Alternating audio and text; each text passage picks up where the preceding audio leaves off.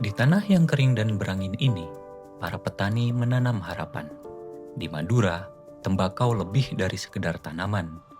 Ia adalah identitas dan warisan yang turun dari generasi ke generasi. Tapi, di balik aroma harum tembakau Madura, ada kisah getir tentang ketidakadilan yang sudah terlalu lama dibiarkan.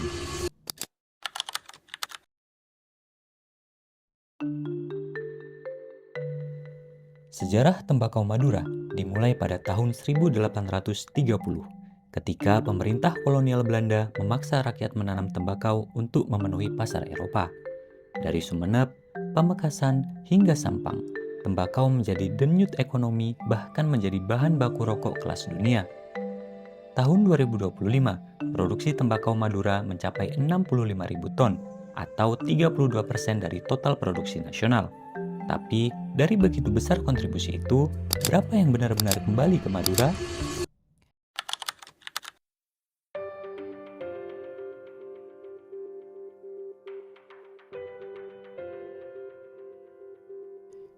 Tahun 2024, cukai hasil tembakau menghasilkan 226 triliun bagi negara. Dan dari jumlah itu, 72 triliun berasal dari tembakau Madura. Tapi daerah ini tak pernah merasakan keadilannya.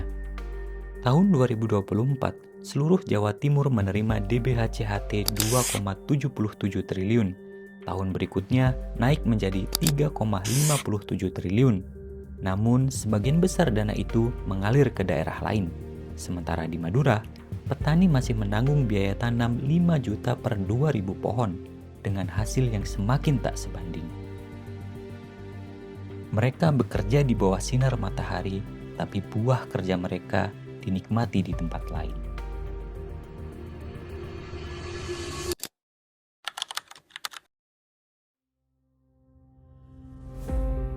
Di banyak tempat, tembakau adalah bisnis besar. Tapi di Madura, ia adalah perjuangan hidup.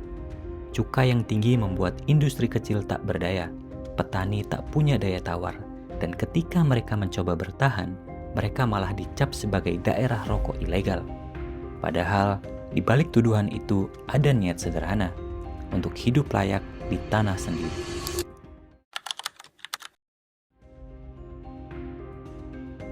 Ratusan pabrik rokok rakyat lahir bukan dari ambisi, tapi dari keterdesakan, dari dorongan untuk berdaulat atas hasil tangan sendiri.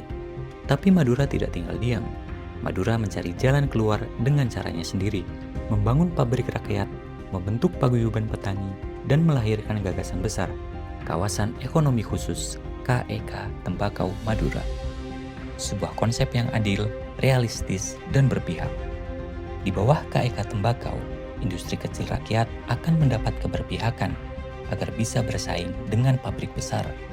Dengan regulasi yang tepat, negara bisa menyelamatkan 13,7 triliun penerimaan, dan Madura bisa membangkitkan kembali ekonomi lokalnya. Ini bukan permintaan belas kasihan, ini adalah tuntutan keadilan, agar kebijakan berpihak pada mereka yang menanam harapan di tanah yang kering.